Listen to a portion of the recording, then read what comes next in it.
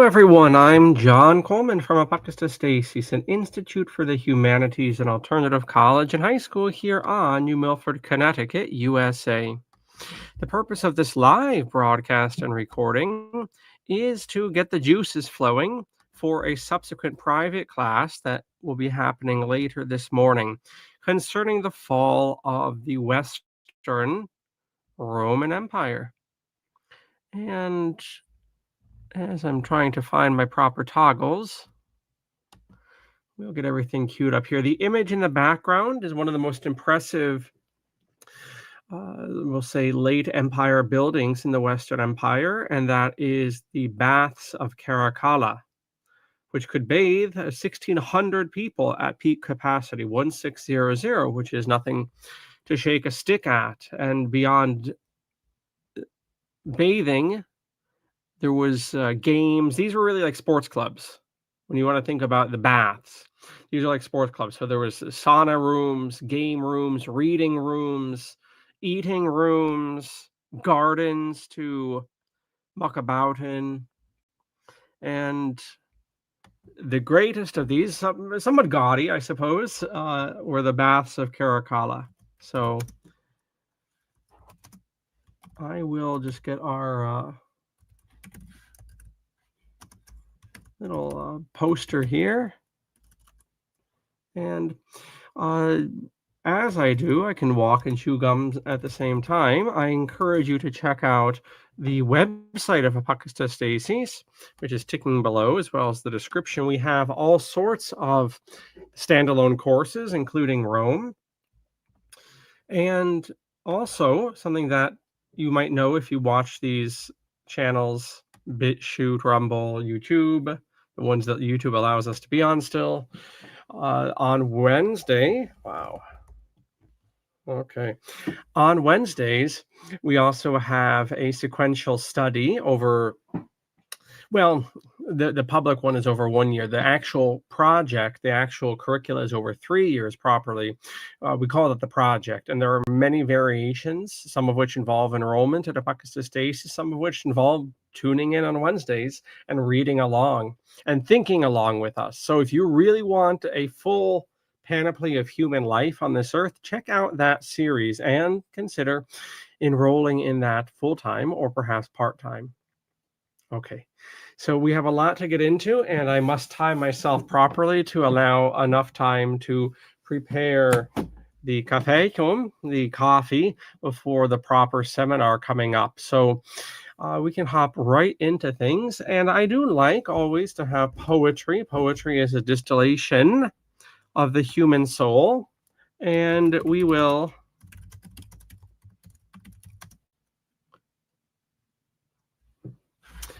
jump into one here. And this is a poem called Waiting for the Barbarians by C.P. Cavafre, whom I think was it's a Greek poem by Constantine Cavafre. Huh. I always just assumed it was a French author. How do you like that? Anyway, Waiting for the Barbarians is an interesting poem. We're just going to read it once here.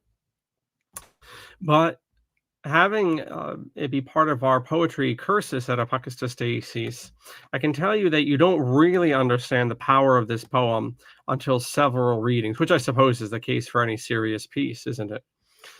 Waiting for the Barbarians. And in a nutshell, as we'll enjoy it momentarily, it takes us to the streets of Rome, and everyone's bracing for a barbarian attack. And the long and the short of it is the barbarian attack doesn't come. And after 30 times reading it, you realize why that is. And it's because the Romans have become the barbarians, and the barbarians have become the Romans. So let's hop along, Cassidy, here. And this is, of course, most appropriate to our time here, our pregame, our class pregame. What are we waiting for assembled in the forum? The barbarians are due here today. Why isn't anything going on in the Senate? Why are the senators sitting there without legislating? Because the barbarians are coming today. What's the point of senators making laws now? Once the barbarians are here, they'll do the legislating. Why did our emperor get up so early? And why is he sitting enthroned at the city's main gate, in state, wearing the crown? Because the barbarians are coming today, and the emperor is waiting to receive their leader. He's even got a scroll to give them, loaded with titles and with imposing names. Why have our two consuls and praetors come out today, wearing their scarlet togas? Why have they put on bracelets with so many amethysts, rings sparkling with magnificent emeralds? Why are they carrying elegant canes beautifully worked in silver and gold? Because the barbarians are coming today, and things like that dazzle the barbarians. Why don't our distinguished orators turn up as usual to make their speeches say what they have to say? Because the barbarians are coming today, and they're bored by rhetoric and public speaking. Why this sudden bewilderment, this confusion? How serious people's faces have become. Why are the streets and squares emptying so rapidly? Everyone going home, lost in thought. Because the night has fallen, and the barbarians haven't come. And some of our men just in from the border say that there are no barbarians any longer. Now, what's going to happen to us without barbarians? Those people were a kind of solution. Tu autem Domini miserere nobis Deo gratias, waiting for the barbarians, by C.P. Cavafre, apparently a Greek author. How do you like that? All right. So, yeah, I mean, that's in many respects what we're looking at in our Durant reading, the closing chapters of that. He quotes historians of his time, which is about 100 years ago. He's writing during the 1930s. And, the two great questions of history, the two nuts we can't crack. Why did Rome rise and why did Rome fall? You get a little bit deeper into classical studies, you realize things like Rome and like Greece are happening, regularly, maybe once a century. You have a similar group of people somewhere in the Mediterranean or maybe Southern Europe, and they go through a similar thing. They cast off tyranny. They have great, outstanding figures, thinkers, or unique political organizations, trade schemes, and they flounder and they flop and they fizzle. You can see the same thing. Look at Rome's next door neighbors, the Samnites, wasn't it? The Samnites went through, maybe a history of 100, 150 years that paralleled Rome's very closely. Why did they fail? Why did Rome succeed? And so we have that question. You see the same things in Sicily. In Sicily, on more than one occasion, there were city-states that declared senates and independence, and they were quickly squashed out. Why did Rome survive? In fact, appropriate to this meditation, why has Rome survived?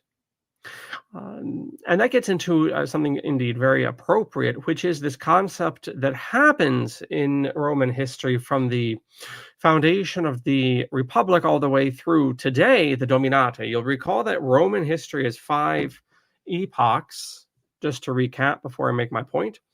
The kingdom period, when they're under the Etruscans, the Republic, from the rape of Lucretia until the killing of Caesar, the Imperium, from, we'll say, the rise of Augustus to, well, Diocletian, I guess. And then the fourth one, the last one in the West, the Dominate. And that is where Diocletian's reforms are implemented, which is quite distinct than the imperial phase. Looking very medieval by today, and we'll get into that. And then the 5th era of Roman history, of course, is Byzantium, the Eastern Empire, which carries on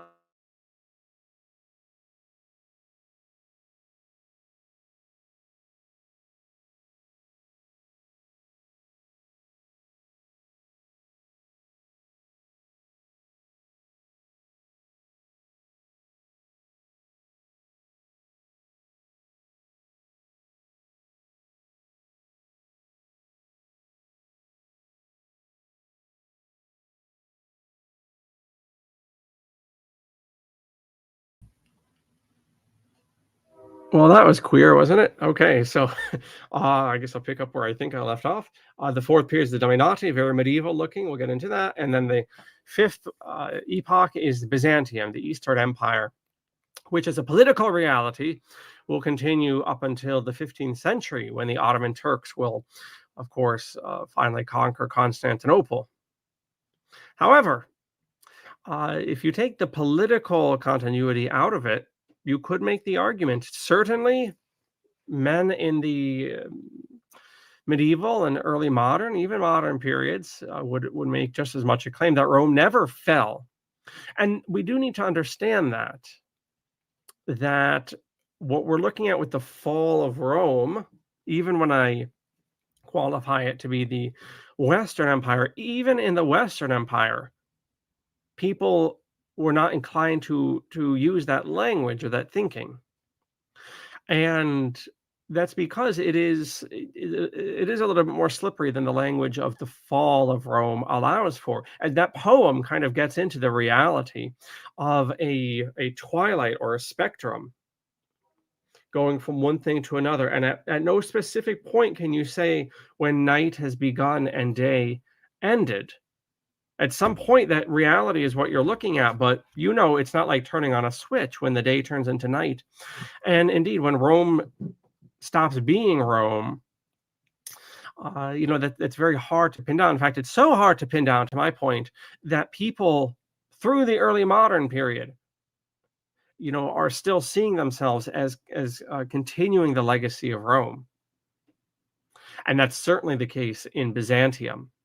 A person in Byzantium who's speaking Greek or whatever, they would not at all see themselves as something at all removed from Romulus and Remus and Aeneas and all that.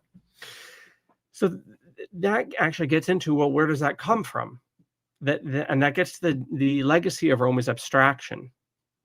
The reason, arguably, Rome was able to knock it out of the park as it did was because it abstracted the concept of law and of empire and of rulership. You can't have a legal system without abstractions, right? And without treating, in a sense, fictional things as if they were objects. And it was this cracking of the code that Rome did, the idea to offer statuses and to manipulate statuses with obligations and rewards, for whence flows the entire scaffolding of the Roman legal system, legal law, strict law, as well as anything commercial whatsoever, right? You really cannot have high-level commerce without contracts and so forth. Not to say that they didn't have contracts outside of Rome. I'm saying Rome was able to take this facet of human life, business, and more complicated types of business, and streamline it and provide it with a legal system to protect it that no other people was ever allowed to do. Also, that Roman legal system was able to harness human energy in a more concentrated form and in a more disciplined form than had ever been done before. Hence their military victories, which were often the last resort if commercial victories weren't enough. We don't need to rehash all of that. The fact that Roman conquest would often then mean a delegation of Romans showing up with gold chests and furs and women and wine and honey. And, there's more than one way to skin a cat. More than one way to skin a cat. And part of the Roman genius was not simply ham-fistedly going around just militarily provoking all of its enemies, but rather trying to bribe them, frankly, and get them cut into the Roman commercial juggernaut. And that actually bringing us, that explains their rise to power. That also helps explain their decline. That the interior parts of the Roman Empire, as we read in our selection, were exhausted. The people were exhausted. They were no longer fecund. They were no longer producing children. Luxury had done them in. And so that explains the necessity for large amounts of slaves to come in and do the work. But even that eventually becomes strained. Roman coinage becomes increasingly debased. In fact, Durant in our closing reading, points out how the Roman denarius increasingly was bastardized by cheaper and uh, knockoff metals and so forth, less and less silver and gold in the metals used for the coinage and the clipping of coins and so forth. And so the incentives economically, of course, begin to wane, as does the ability of the Roman army to protect the peoples it offered protection to, particularly the German tribes. You have to understand, and we can bring up some maps towards this point, that the so-called barbarian invasions, even that language is rather difficult. It's almost as inconvenient as the fall of Rome, because the barbarians' invasions, and this is preserved in the German language, I'm told, are really not invasions in the military sense so much as migrations of tribes that Rome took into its breast, and tribes that Rome could no longer protect. And so those tribes whom had arranged agreements with Rome to be protected, and they would offer different services and economic kickbacks. Those tribes were not being protected by the legions. The legions could no longer protect them from actual, we'll say, outside barbarians. And so it is the interior barbarians, the Romanized barbarians, who are the ones that are coming down initially across the Alps and so forth. So here's a map of the empire, and you can see little what is this, a Donald Trump wall? No, this is the splitting under Diocletian of the empire, east and west. And so we see that. So to my earlier point about abstraction, the very fact that Rome will develop a second capital soon enough, its main capital will not be Rome at all. And even, frankly, even by the 3rd century, the actual administrative capital of Rome is bouncing around in the West. So Rome still has the gravitas in the same way that Boston has gravitas in America, but it doesn't have any real political significance after a certain point. And, it goes up to Milan and even over the Alps. I think in Tours, maybe Tours. For a certain point, there were a lot of administrative offices of Rome and so forth, effectively being the capital of Rome. Ravenna, which is on the heel of Italy, the stiletto of Italy. You can see my cursor here. That's Ravenna. Ravenna will be the last Western Roman city. When everything else has fallen, this will be the last possession. And it's a fascinating city. Ravenna, like is the case in southern Italy, very Greek, very Byzantine. And in fact, actually, in church history, certain uppity bishops from time to time in Ravenna would claim jurisdiction over Rome, which shows you, even within the Christian church, the rather low position Rome had fallen to. And then eventually, after Diocletian, we're going to look at some of his reforms momentarily, but after Diocletian, then the empire moves altogether and refurbishes the city of Byzantium. And as that song from the 50s tells us, Byzantium become Constantinople, Istanbul, not Constantinople. And you can look that up. But anyway, even before it was Constantinople, it was Byzantium. And so we can see the placement here very, very intelligently with the Black and Caspian Seas, ultimately the Sea of Azov as well, right? And therefore all of what we would call Russia today, and that whole area, access to the Balkans, access to what had always been Rome's richest provinces in the east, in Asia Minor, the Levant, Egypt, right? These are big, especially Egypt, big grain places. So you can see why, just for geography, Constantinople made made a lot more sense than carrying on the headquarters of Rome in the West, which is falling apart and is tenuously maintaining its claim to Romanness. I mean, you can hire out things only so long before you are no longer you. And this is the old question of the ship of Theseus. How many boards and nails and sails in a ship can you switch out before the thing is not the thing anymore? There's a funny Johnny Cash song along those lines. It's called One Piece at a Time, I think, about a man who builds a car from parts that he stole over 50 years of working at the factory. Anyway, that ship of Theseus question is is looking pretty grim in the West. And so the tenuous connection of the West politically and militarily and economically recommends a new start in a new Rome, which is Constantinople. In fact, that is the proper name legally of Constantinople, is New Rome, Nova Roma. And that does not mean, and this gets into that murky area of, well, did Rome actually fall in the West? Well, in the three ways just listed, political, economical, and military, yes, it did, but culturally, it certainly did not.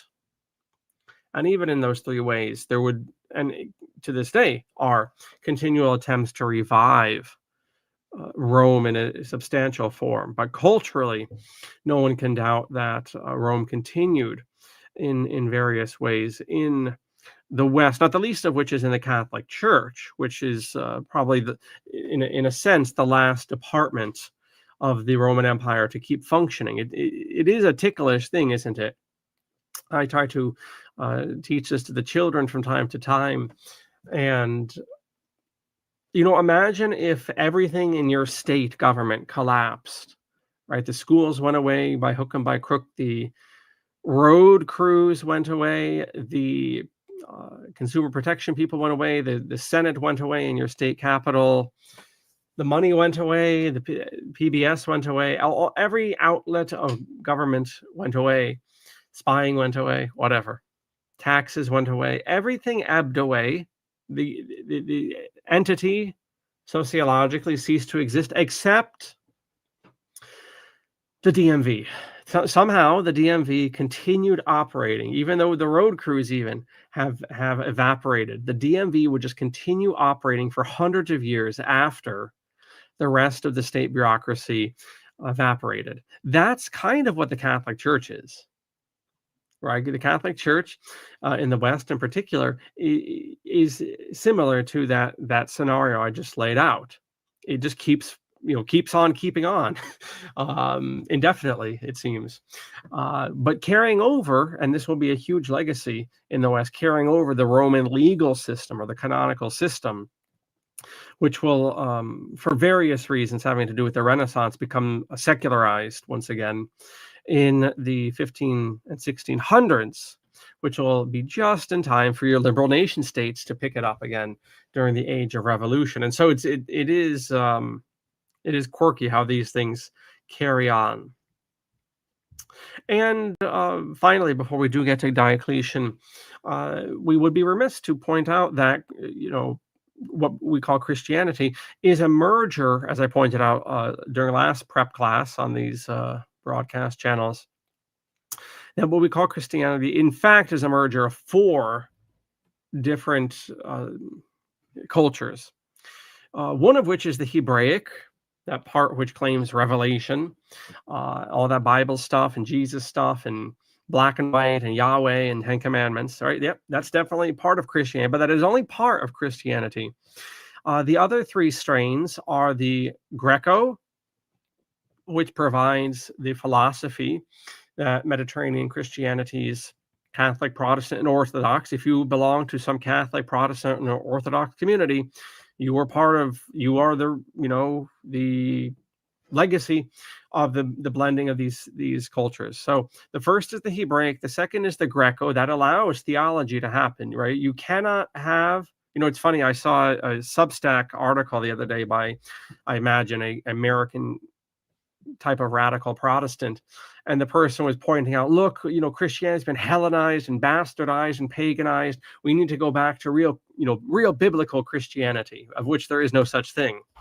That's a totally modern concept. There is no such thing as biblical Christianity. Christianity is the merger of four communities historically. It is only extremely recently, and only in the American context, do you see this. Anyway, I'm not going to get off on that hobby horse, except to say, even if you limit yourself to the Hebraic aspect of Christianity, you're not going to escape Greco thinking, right? It's in the New Testament. The merger of these cultures is happening before the time of Christ. That's why the Maccabean period and the Deuterocanonical period is so interesting, because you can see the merger of the Hebraic and the Greco, 150 years before even the rumblings of what we call Christianity would get going. And so that's why you have the Logos in St. John's Gospel. That's why you have the book of Hebrews. How on earth can you understand the book of Hebrews without Platonic philosophy? How can you understand the Johannine epistles, for that matter, without Platonic philosophy? And so that's the second community. The third is already referenced, the Greco-Roman, because it is the Roman legal system which will give the church its organizational scaffolding of dioceses and bishops and sacraments and who gets to do what and who has authority and so forth. And then, especially appropriate in Western Christianity, is the Teutonic or the Germanic. And that will give you your chivalry and your medieval flavor to Christianity.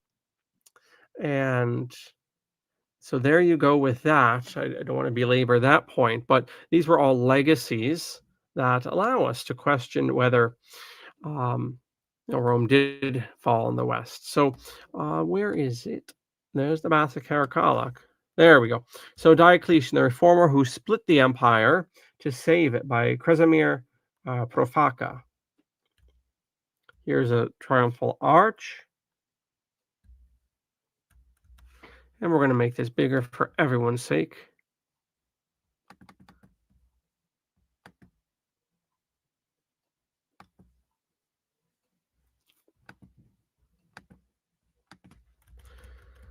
Okay, being from Zadar, Croatia, a city founded in Liburnia and later thriving in Rome and Dalmatia, but also the city that is very close to Split, where Diocletian chose to build his magnificent palace and retire, I could not help but be exposed to stories about Diocletian from an early age. And each time I go to Split, I yet again am reminded about this great historical figure.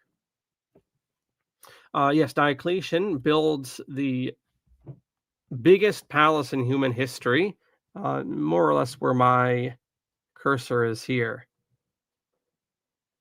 And it's basically the size of a town, his private villa. It reminds you of that Chinese village that became the biggest city in the world by putting out the borders 100 miles in every direction about 20 years ago. So it was technically the biggest city in the world, but it had, a population of, 10,000 or something. So anyhow, you will understand why I write about him yet again. Gladius Aurelius Valerius Diocletianus, for friends, Jovius. Diocletian's story isn't one of the typical charismatic people-first leaders we sometimes admire. He was more of a pragmatic strategist, a stabilizer, and a hard-headed reformer. But was he a good leader? Let's just say without him, the Roman Empire might have crumbled long before the barbarians arrived. Diocletian's leadership style was about realism, structure, and strict control. No frills, no popularity contest, just getting the job done, no matter the cost. So who was this Diocletian, and what made him such a defining figure in the late Roman Empire? Here's a glimpse into the qualities that made him effective and sometimes feared.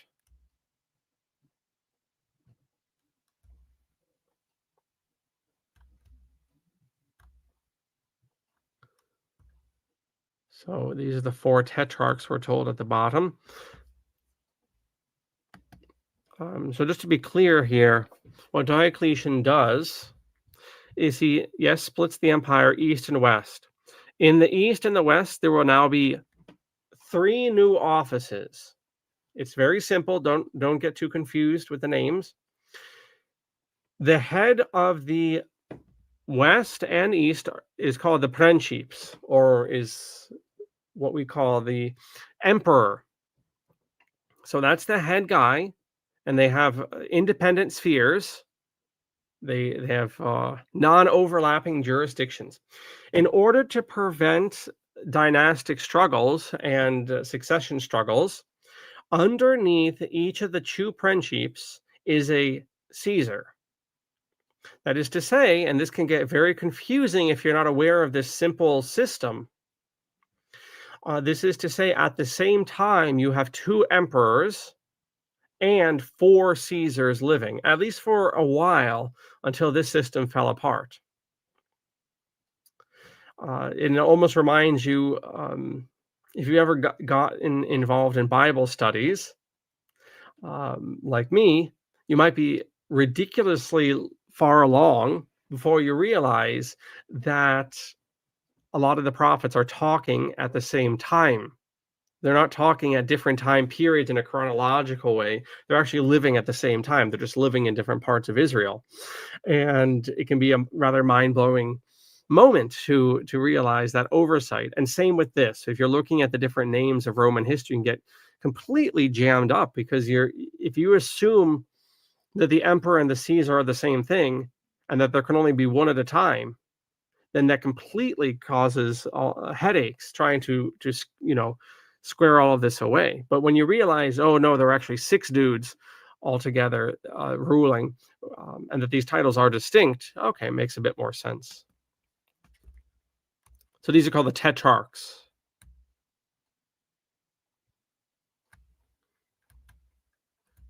Okay. Diocletian, come on, where's my text? Diocletian come to power in 284 AD, a time when Rome was in crisis. Inflation was spiraling out of control, invasions were frequent, and the empire structure was stretched too thin. Rome needed a strong hand, and Diocletian was just that, a man unafraid to face uncomfortable truths and make drastic changes. His first big move, reorganizing that the empire was simply recognizing that the empire was simply too big for one man to control. He created the tetrarchy, or rule of four, dividing the empire into eastern and western halves, each led by an Augustus and a Caesar. In doing so, he placed loyalty and survival above ego, something that many leaders could learn from. By sharing power, he stabilized an empire that had suffered from internal rivalries and endless power grabs. So I stand corrected. There weren't two junior emperors or Caesars, but there were not four. So mea culpa. Okay, what were Diocletian's strengths? He was a realist through and through. He saw what others wouldn't acknowledge. Rome couldn't go on as it had before. So he went about restructuring not just the leadership, but the entire system of government. Think of Diocletian as the CEO who sees a bloated organization and doesn't hesitate to slash bureaucracy, delegate authority, and create clear lines of control. Was he a tyrant? To some, yes. Diocletian was firm, sometimes harsh. His edict on maximum prices was an attempt to control rampant inflation, imposed strict price controls on goods. It didn't win him many friends among the merchants, and it was nearly impossible to enforce, but it showed his decisiveness. He was willing to experiment and take risks, even if his plans weren't always popular or successful. But let's be clear, Diocletian wasn't the type to shy away from tougher decisions. He persecuted Christians in an effort to unify the empire under traditional Roman religious practices. Was this an act of cruelty? It depends on perspective. To him, this was about ensuring stability in a fractured empire, not personal vendettas. All right. So you can see here a little bit more complicated than the previous map. And then this is actually, you can even make it more complicated because the different provinces in Rome, some of which still answer to the Senate, others of which answer directly now to the different parts of the tetrarchy. So it does become quite chaotic, and that had been a long headache in Rome. The fact that different provinces were on different tiers created tension at different parts and rebellions because of the attention given them based on how they were ranked. That's why, not to get off course, but talk about legacy. That's why in the United States Constitution, uh, it's explicitly mandated that all states are on an equal footing.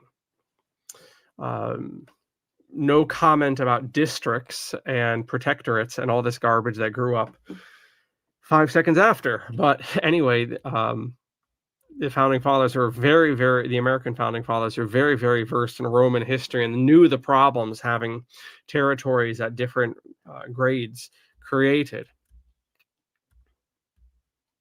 Absolute power, yet willing to share.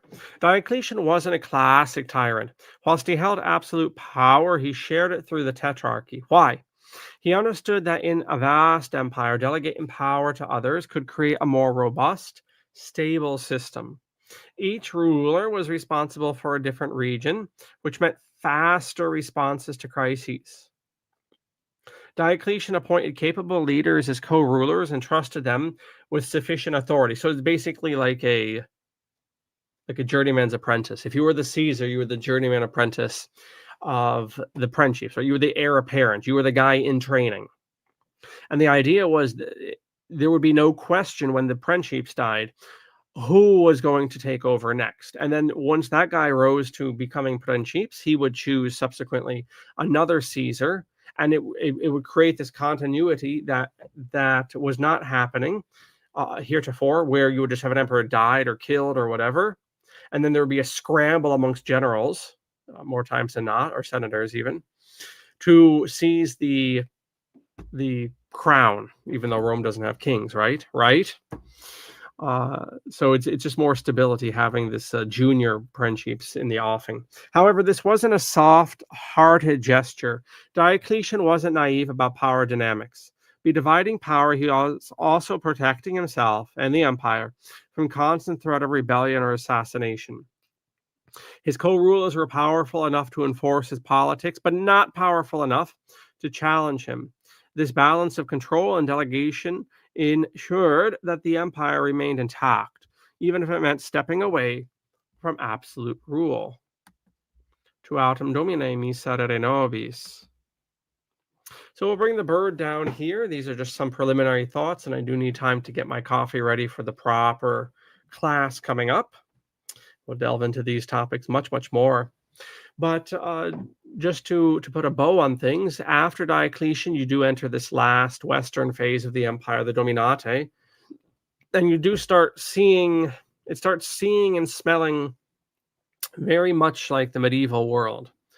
Some of the things that first of all set off the classical from the medieval, or if you want to get nitty gritty, what makes the Dominate, Roman weapons become conservative. They become defensive. They become longer and heavier, much like the medieval knight's sword. It's not the gladius. You need the gladius when you're going in the offensive. So Roman weapons get longer, lances get longer, shields get heavier. Psychologically, this means the Romans are no longer on the offensive. They're just maintaining what they have. That's a spiritual change there, psychic change. The armor gets heavier. The Roman camps stop being made out of wood because they're not moving around anymore.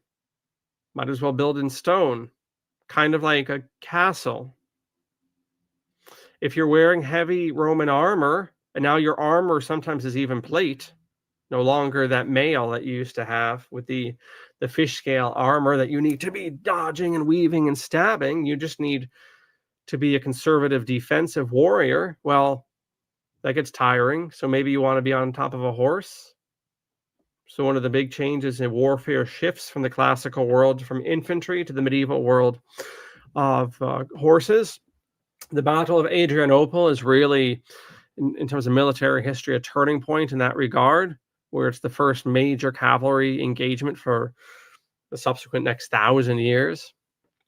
So you have all of this settling in. Things are becoming castle-based, horse-based, defensive, the rise of what we would call knights and this sort of thing, with infantry only as auxiliary. So there's this whole military aspect to what's happening as well. Of course, the old Roman pagan religion is very much on the wane, despite attempts to revive it. So that shift from so-called polytheism to so-called monotheism is evident, although, as Durant points out, some of the more charming aspects of polytheism are maintained and eventually incorporated several times. In his closing chapter, he has some fun with the old saying, captive Greece captivated her captors. But this time changing it, conquering Christianity was conquered by its culture. And so Christianity becomes this yeah, it's paganized, but not in the way people use that word. I kind of alluded to that last prep class. Yes, Christianity is pagan, but not the way they mean it, and that would require a much more specialized treatment. But in any case, there are certain perennial interests that arise in Christianity. Liturgical pageantry, the feminine focus that will become centered around Mary and saints and charming things like this. So there you go. So there's a little bit of an on-ramp from the old to the new, but a shift from polytheism to monotheism would be another clear change. All right, well, those are just some thoughts to get the juices flowing. I do need to get my coffee flowing, so I'll put the bird down here indeed, and get ready for that. And then I would just say, if you're not enrolled in the class, to please consider that. We do have all sorts of standalone classes along these routes. Greece coming before, and of course the medieval Durant volume coming after, and all sorts of other standalone courses. But our main top shelf focus is the project, which covers in a combined and unified way all of human history. Right now, we're basically just working on our 1-year cycle, which is the heart of the thing, but eventually this will be built out to a 3-year cycle of readings read every single day of the year, covering all of human history. It's a huge task, as you might imagine, but we're making quite good headway. And on Wednesdays, I do the public presentation on that week's readings from H.G. Wells's outline of history and other venues as well that we tap into. Anyway, I got to tap into coffee. I got to roll, and I'll catch you around. Thanks so much. Valete.